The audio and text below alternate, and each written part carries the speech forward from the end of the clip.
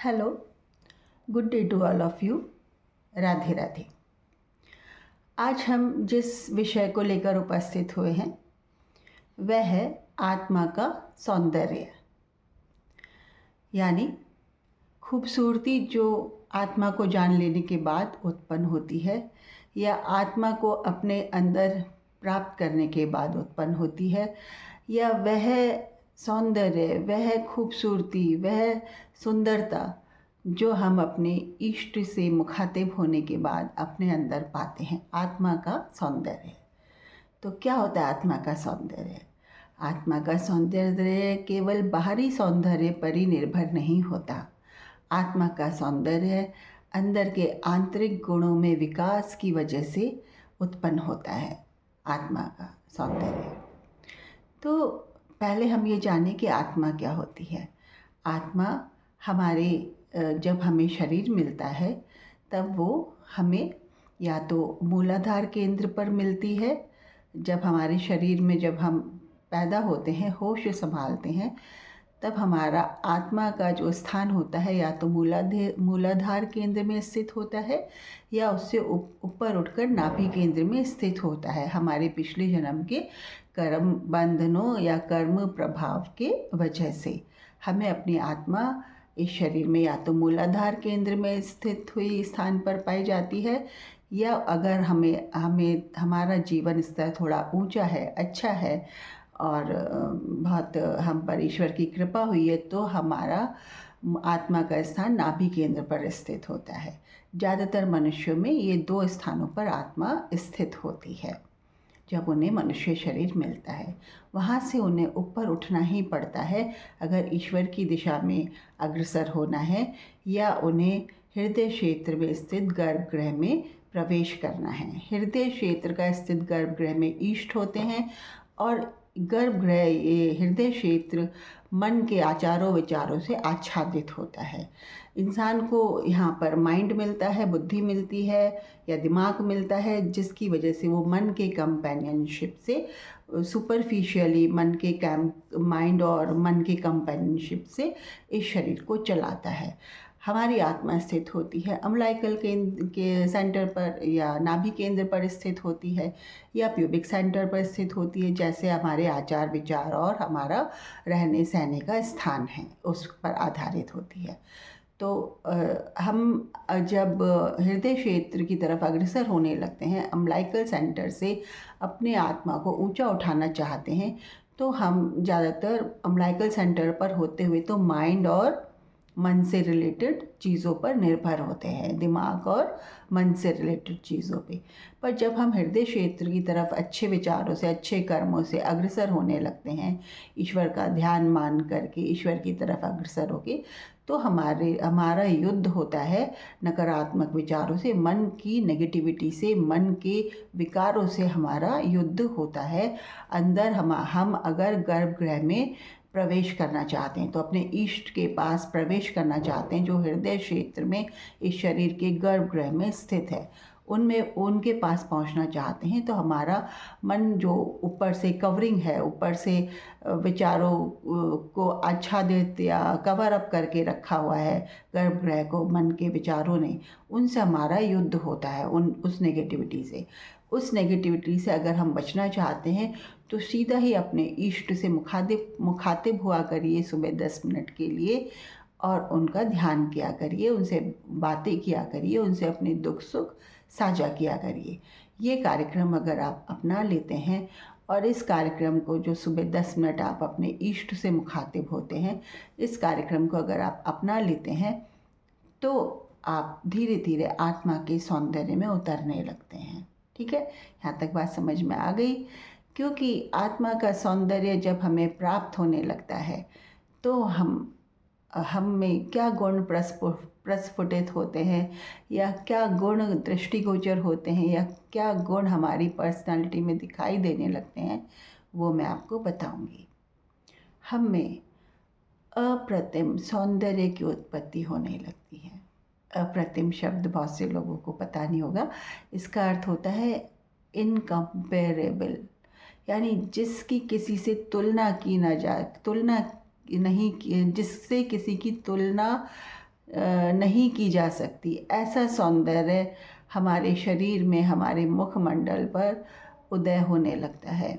हम हम इतने स्वाभिमानी, आत्माभिमानी और अपने कॉन्फिडेंस से लबरेज हो जाते हैं कि हमें बस अपने में रहने में ही आनंद आने लगता है।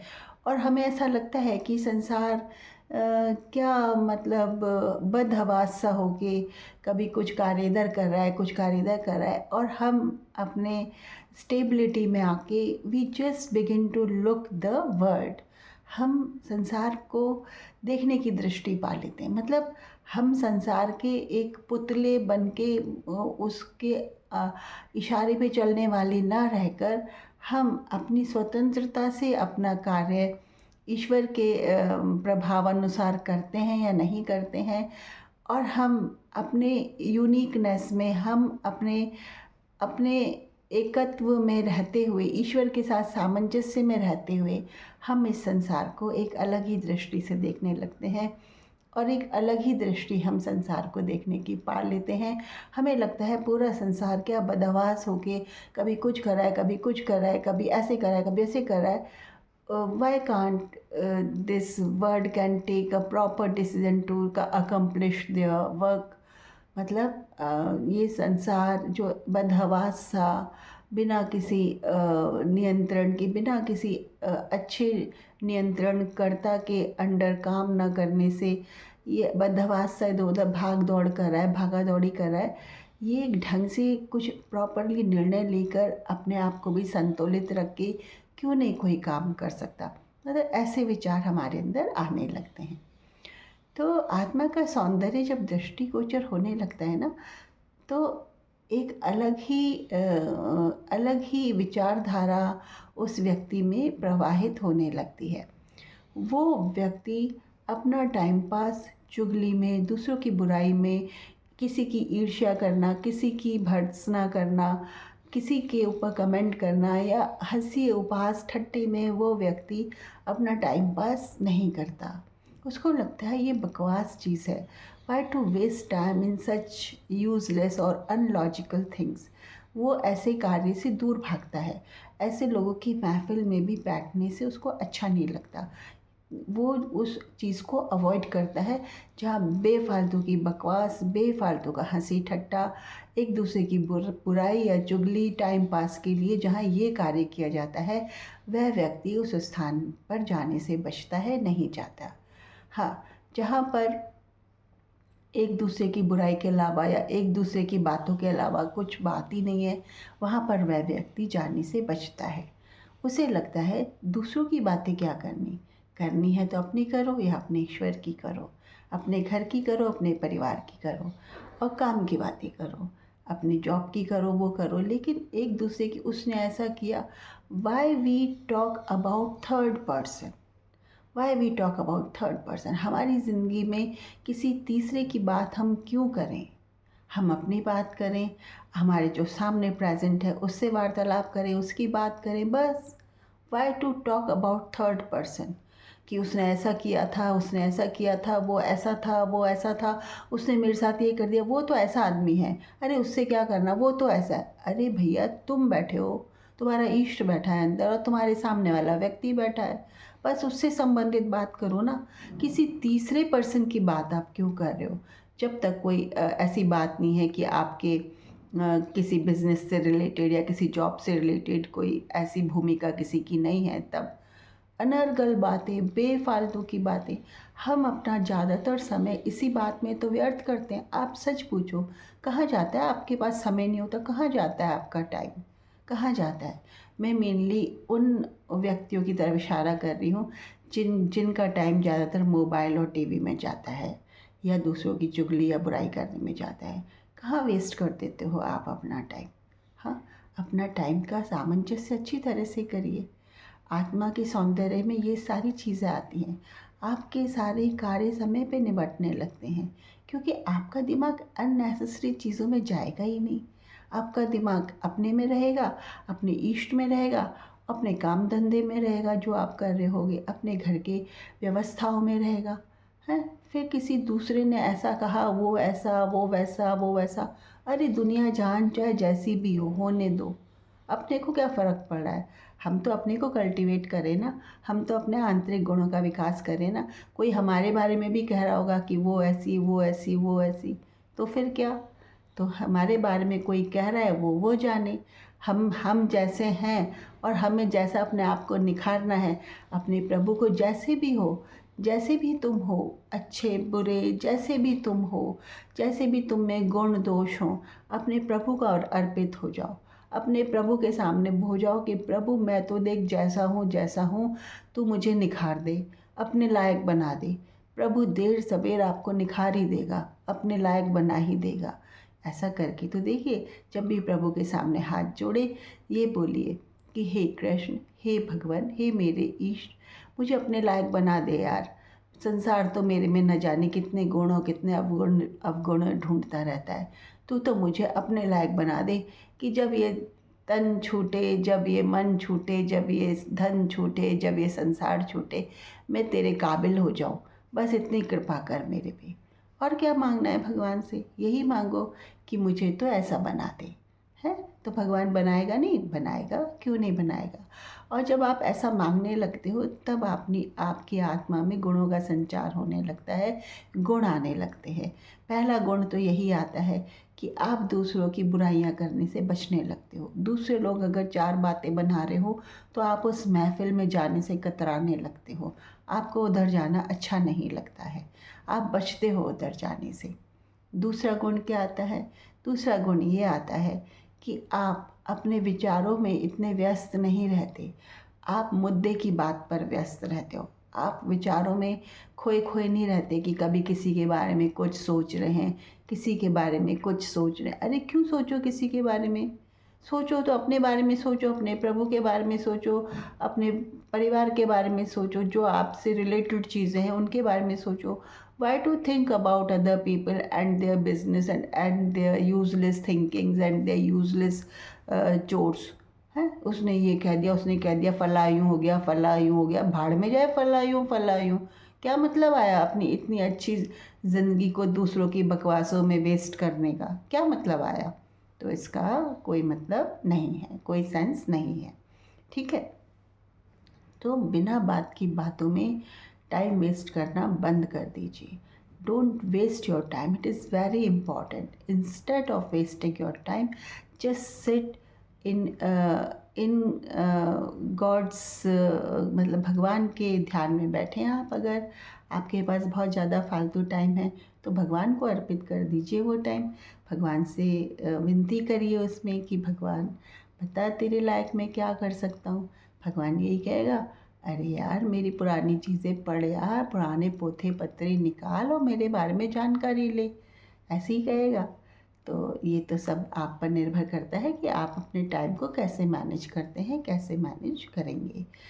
It depends on you only.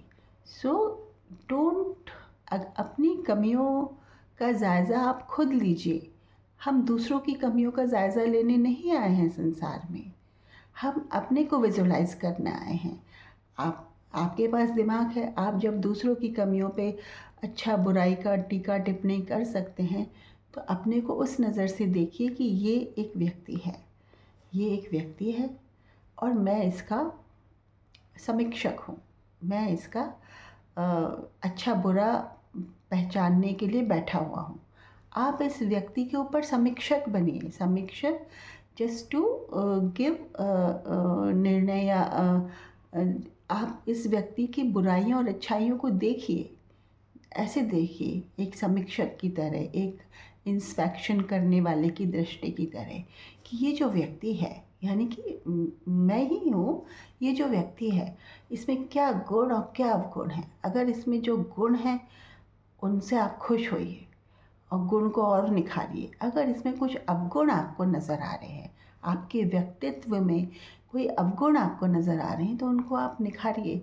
उन अवगुणों को, मतलब अगर जैसे आप में आलस्य है, आप खूब सोते हैं, खूब उठते बैठते हैं, जब देखो आलस्य, तो ये आलस्य कैसे दूर करें, इस पर बात सोचिए। तो आलस्य दूर ऐसे नहीं होता है। आलस्य दूर होने के लिए आप अगर स्थूल लेवल पे काम करेंगे, स्थूल लेवल यानी कि ग्रॉसली ऊपरी लेवल पे, सतही लेवल पे काम करेंगे, तो आप सुबह जल्दी उठने का अलार्म लगाएंगे, एक्सरसाइज करेंगे, बहुत अच्छा है।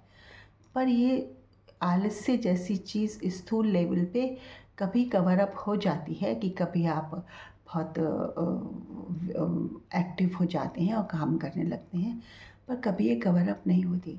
बिना ईश्वर की सहायता के आप अपने अवगुणों को दूर नहीं कर सकते। ईश्वर की सहायता आपको लेनी ही पड़ेगी। तो क्यों नहीं लेते अपने ईश्वर की सहायता?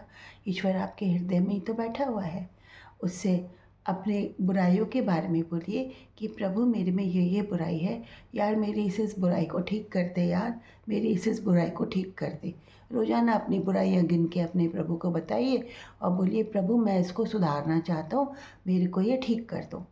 तो ऐसी बातें भी कर सकते हो आप प्रभु से, क्यों नहीं करते? आपके पास टाइम है, आप अपने प्रभु से बात करो। किसी तीसरे की बात करने क्यों बैठे हो यार? Don't waste your time. You have come here to glorify your self. आप इधर आए हैं